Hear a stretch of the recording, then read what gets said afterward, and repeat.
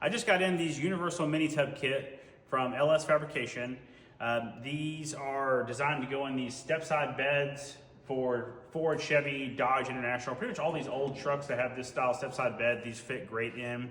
They are really high quality. Definitely one of the most high quality mini tub kits I've seen. The thing that stands out more than anything is this thick gauge metal. It's made of 16 gauge sheet metal. They do a really good job about making all these corners pre-bent and welded smooth. So the install is gonna be a breeze, but more importantly, the finish work is gonna be easy. Now, I've never installed a set of these on one of these trucks before. I've done other universal kits that are thinner metal, and I would say more universal. These are more specific to this style truck. And out there right now available are a couple installs where you've seen people install these on Chevy trucks. I haven't found any readily available installs on Ford trucks. They are universal, so it doesn't necessarily matter which truck you look at, but I felt inspired to do an install video on a Ford truck so you can see how the lineup works with the bolt pattern and the layout of the Ford beds and the Ford frame. Now the caveat is I've never done this before with this truck or with these. So my goal here is to walk through the install process and go through the thought process of how to install it.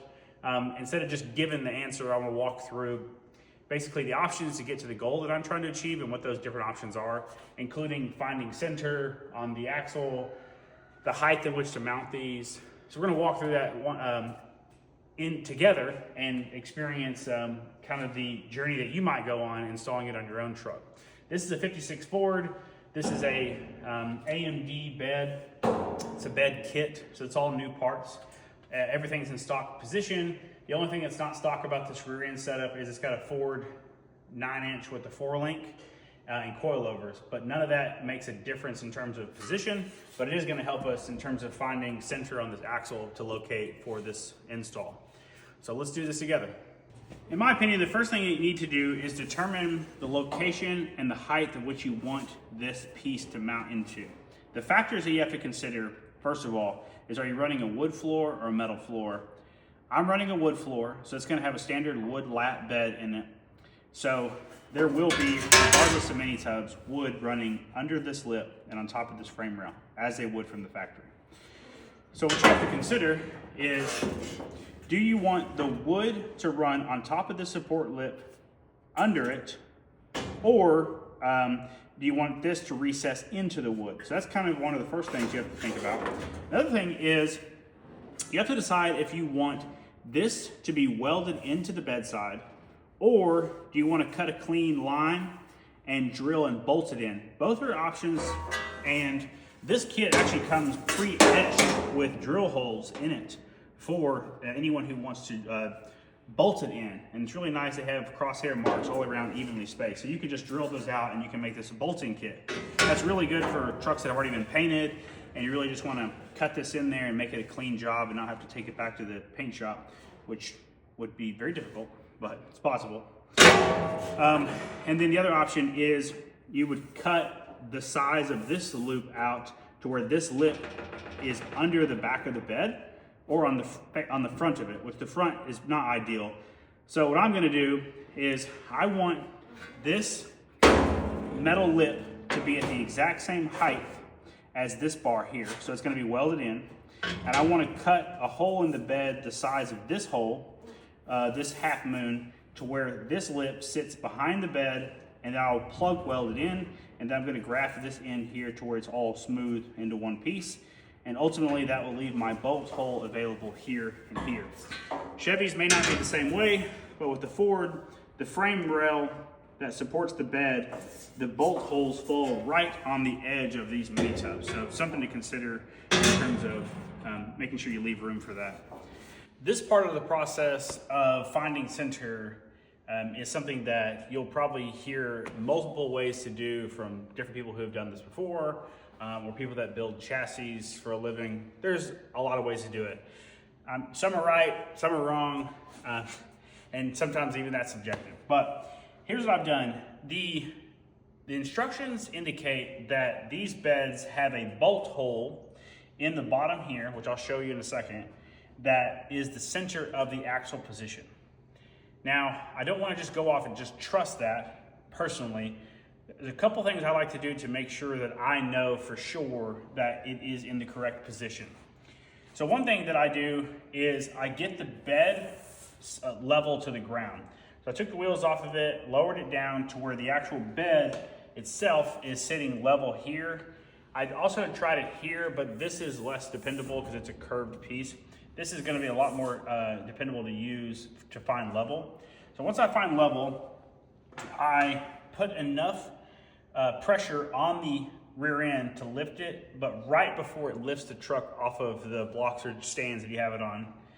So that tells me about the actual position of the axle when it has just enough pressure right before it lifts, and I use that to start. So the first thing I do is take my level and I put it on each side of the axle, not on the weld, flat on the axle, and I find where it is level to each side, and I mark a line. So that does, it basically gives me a perspective of the width of this axle on both sides of the bed. I measure in the middle and mark that as my center line. So in theory, that would be the center line here. However, that does not compensate for suspension travel. Depending on what kind of system you have, especially if you have something that does a lot of traveling like air ride, this is not exactly gold standard because the position of the rear end may change as it goes up and down.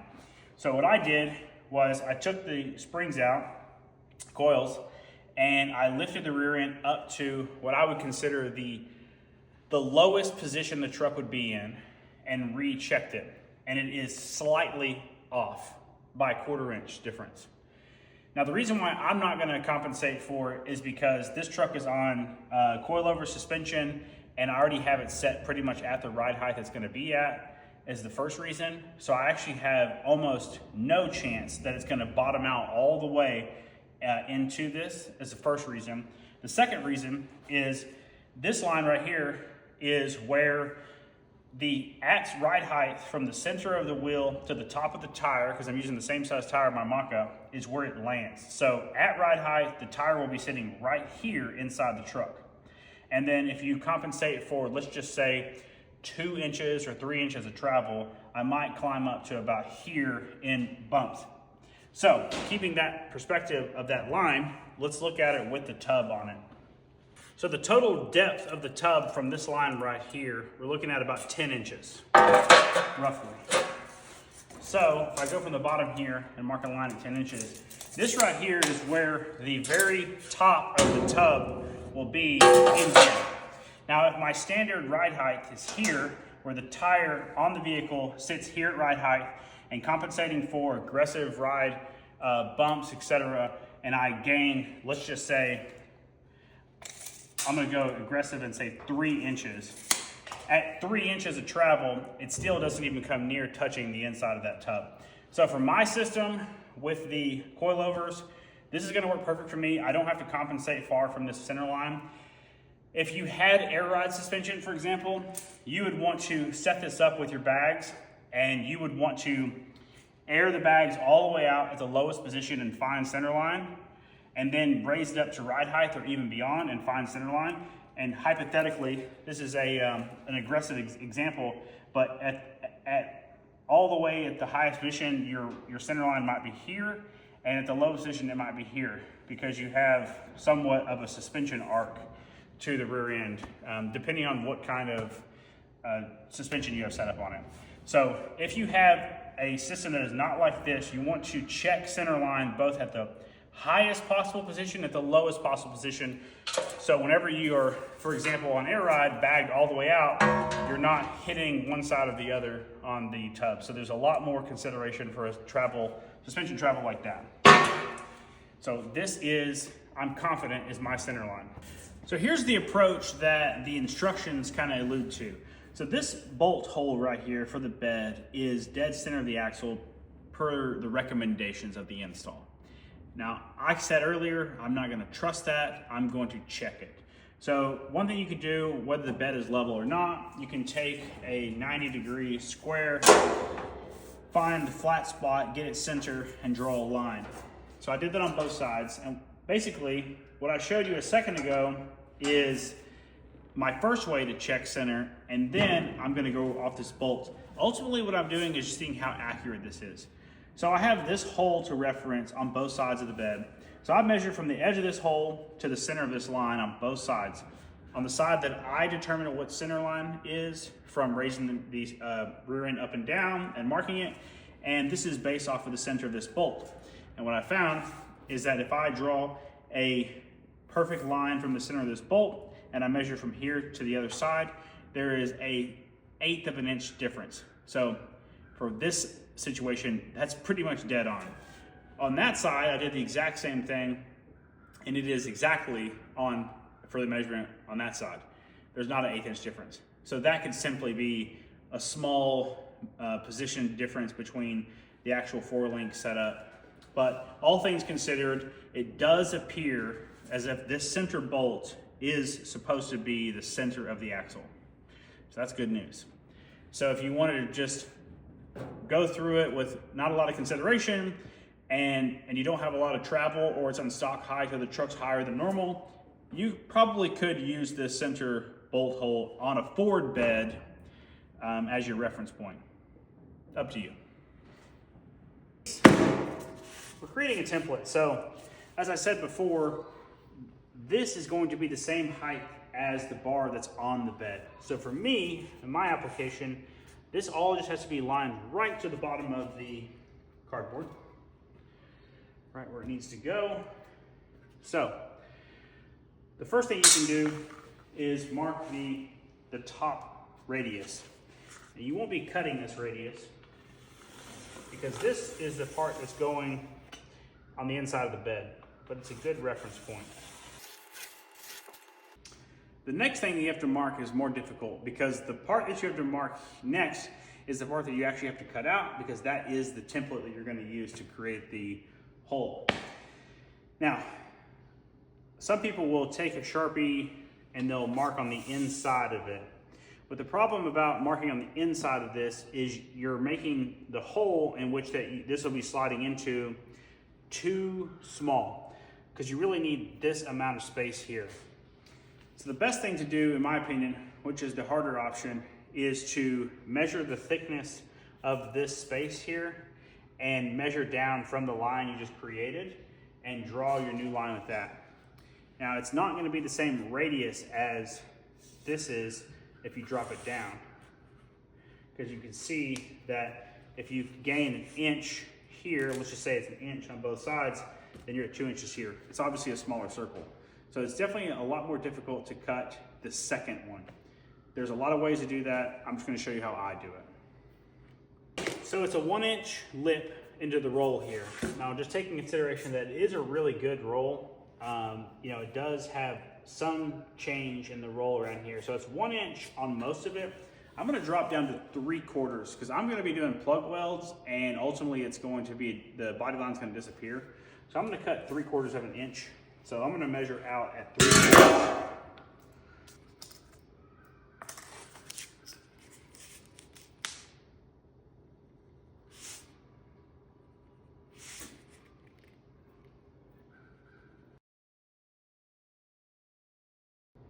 This is the way that I would do it if I just had a tape measure or some calipers, a pencil. That way you get it really close. And this is pretty easy. Everybody's got cardboard. Now there are other options for sure. There are, because it is a radius, you can use a larger piece of cardboard, determine what the actual size of that circle is, find a center point, and get a large compass to pull that circle. Definitely possible. You have to have those tools to do that. I've seen a lot of people draw lines to show reference and bend a very thin piece of metal to create that. I think measuring out the distances and all those spots back and forth and then drawing it in is just as accurate. Again, for my application, it's going to get welded. The body line is going to disappear. So even if it was a little wavy in this application, it's not that important because this whole line that I'm going to cut out here and weld in is going to disappear.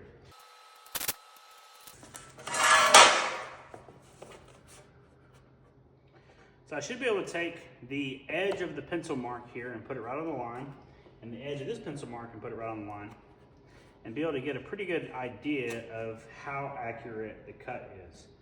The good thing about cardboard is if you don't like it, just get another piece. That's why I like to use thick, sturdy cardboard. This is like a double layer cardboard because it's, you know, holds itself. It doesn't like fold and crumble apart. So it's pretty stiff. But if I line this line up to the edge here and this line with the edge here, I can see that I got a pretty good consistent 1/4 inch all the way around. It's good to find the center line before you cut your piece out, obviously, because you have to do a lot of work to make sure it's lined back up. But before you actually cut out your template, it's good to go ahead and find center. You already have a nice flat edge and draw your center line. One option is you could set it on here, get it lined up exactly how you had it, and you can feel pretty confident that that is your center line. Now, another option, which is a good one, and I would highly recommend it. Get your straight edge flat with the back of it. Take your 90° and get it right to the edge and make sure it's lined up perfectly with your straight edge, just like that. And that gives you a reference point of where the furthest outside position is. This measures out to exactly 31 inches on mine. So I know that I'm looking for 15.5 is my center at the bottom. Out of extra precaution, let's measure the other side. Make sure we're getting the same numbers.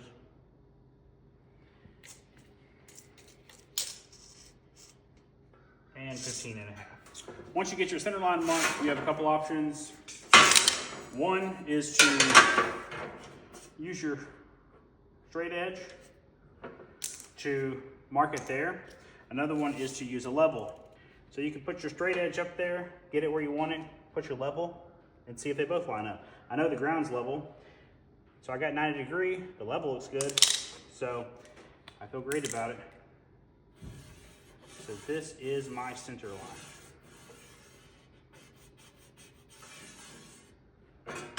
Cool. Once you have your center line established and the center line established on your pan, this is a good opportunity to make your first reference mark for this. It's also a great way to do your first check.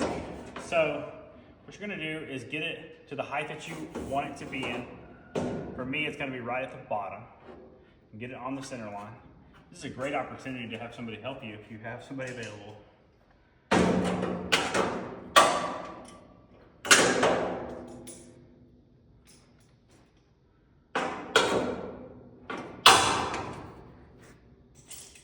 But not required.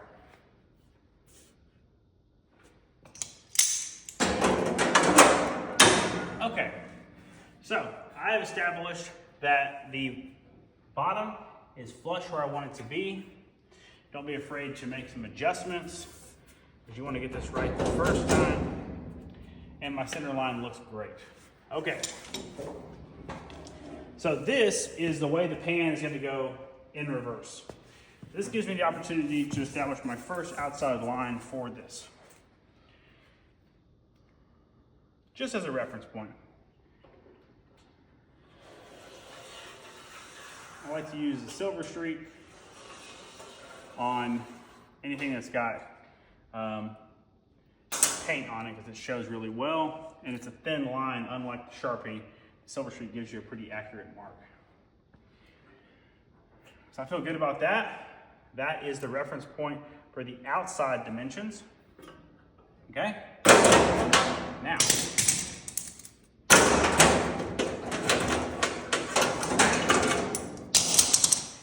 that should be the lip in which it gets welded to.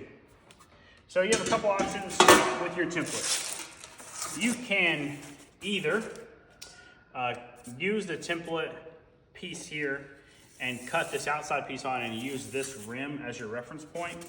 For me, since I have a center line marked on this already, I like to find the center line.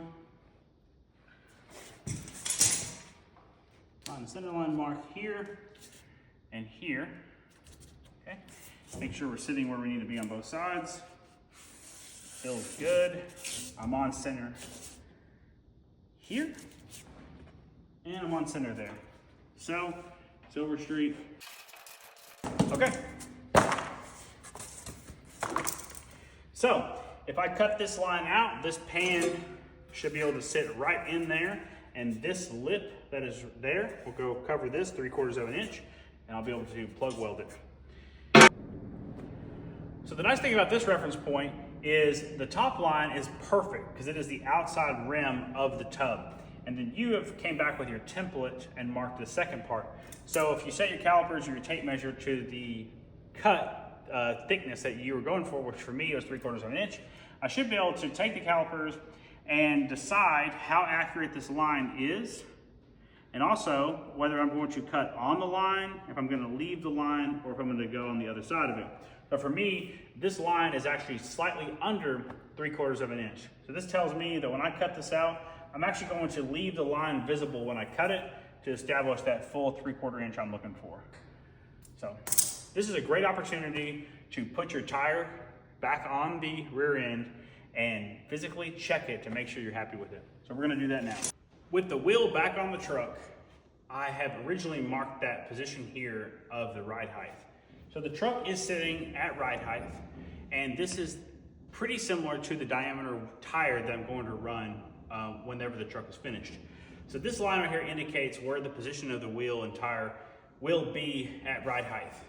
As I said before, if you compensated 3 inches for either suspension travel or eventually lowering the truck, it would put the tire height here. So that still gives us a solid 2+ inches left over for more travel of the suspension.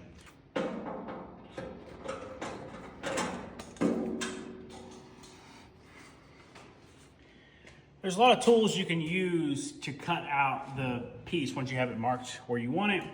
I use a sheet metal nibbler and an angle grinder with a cutoff blade to get the majority of the cuts done. And then also I came back with a die grinder with a really low grit roll lock to get it smoothed out. That's how I do it.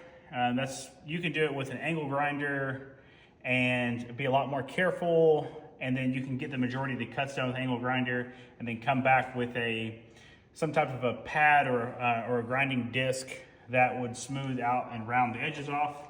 That would be a much harder way to do it. You could also, depending on the strength of your sheet metal shears, you can get some sheet metal shears and cut notches and get a majority of the cut done with shears, and then come back and clean it up. The goal, you are working with sheet metal here. This is really thick, so you don't have to worry so much about this, but this is usually a little bit thinner sheet metal. So you're going to want to use something that's not going to overheat the metal or warp it. The sheet metal nibbler is definitely the easiest way to go about getting the majority of the metal out without doing much damage to the sheet metal. And then you can go back in and clean it up. So what I've done here is I've got it into place, and I have cut little notches in both sides because I want this lip to be consistent with this lip. So I want this to be continuous all the way around at the same height. And this overlap right here is going to get plug welded in these positions and then smoothed out. But this is going to get body worked, and that line is going to disappear at paint body. But this line will not. So this needs to be a continuous, clean, smooth line around the base here. At this point in the process, you should feel pretty comfortable that you are ready to finalize this by either bolting it in or welding it in. One pro tip I can give you, even though this is the first time I've put the LS Fabrication tubs in a vehicle, it is so important that you double check, triple check everything before you weld.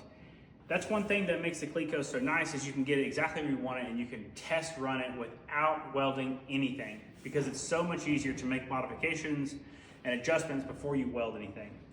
So being that these are cut where I want them, I got them into position, I got the Clecos in it, I feel super confident. But just as a precautionary measure, I put this bed back on the truck just to check travel and center. I'm very excited, it looks great, everything is lined up perfectly. I'm ready to weld it in. But a couple things that I recognize when I put the bed back on is that I'm not out of the woods yet. The crossbars that go down the center of the bed that holds the wood in place and mounts to the bottom of the bed are obviously inside the tubs. These are exactly where the mini tubs go. So the only thing left to do in terms of structurally is these crossbars are going to have to be modified. What I'm going to do is I'm going to cut them back to where they clear this area completely. And I'm going to relocate this hole to another spot or find a new mounting solution for it. Now, everybody's going to be mounting these things different ways. The way I'm going to be doing it is going to be the bed is going to be bolted on with the original style wood floor. So these will have to be cut to fit. Small adjustments, but worth it to be able to fit the wheels and tires you want in it.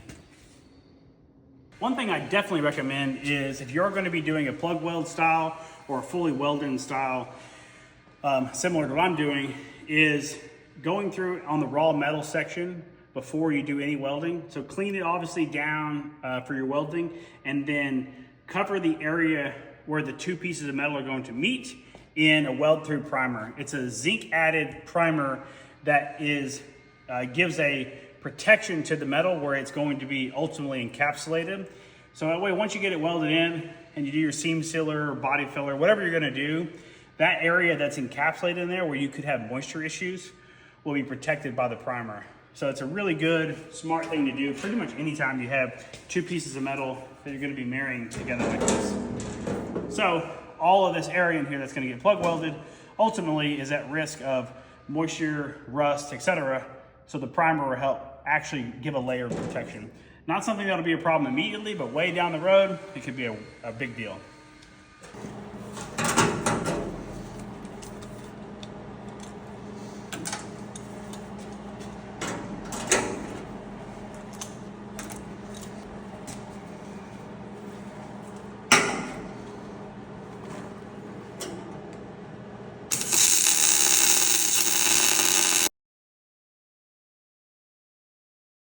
This pretty much wraps up the install of these LS Fabrication mini tubs on this Ford bed.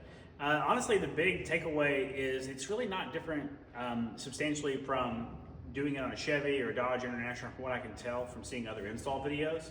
But the specifics of the Ford is I feel confident about the center bolt in the bed as long as the bed's in the center position or in the stock position. And just double checking your work. Obviously we're running a 4-link on this truck. Double check what you have, if you have leaf springs or air ride or whatever, to make sure that you're putting the tubs in the right spot. And then making your decision on the height in which you want to mount them, whether the metal's going above or under the wood. So it is very similar to doing on any other vehicle. Just being cautious of what you're doing, double check your work before you weld is pretty much the takeaway. I was shocked to see that the center bolt on this bed was pretty in alignment with the actual center position of the rear end. As for the LS Fabrication brand, I can't recommend it enough. The thick metal is a game changer in terms of doing an install, making it easy to weld when you're on these flat panels. And also these rolled edges and tight corners that come out of the box really make light work of it.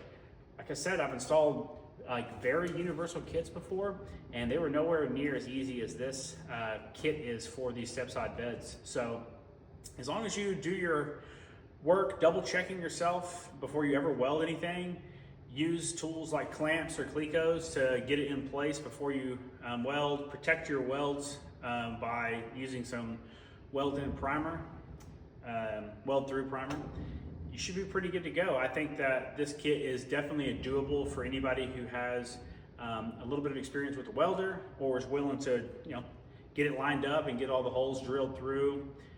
I'm pretty impressed with it. So all in all, it's not much different than doing this kit on a Chevy, Dodge International, but you do get to see some specifics to the Ford, where things land and potential obstacles you might have to overcome. But I hope this was helpful to somebody, and I appreciate you watching. So you guys have a good one.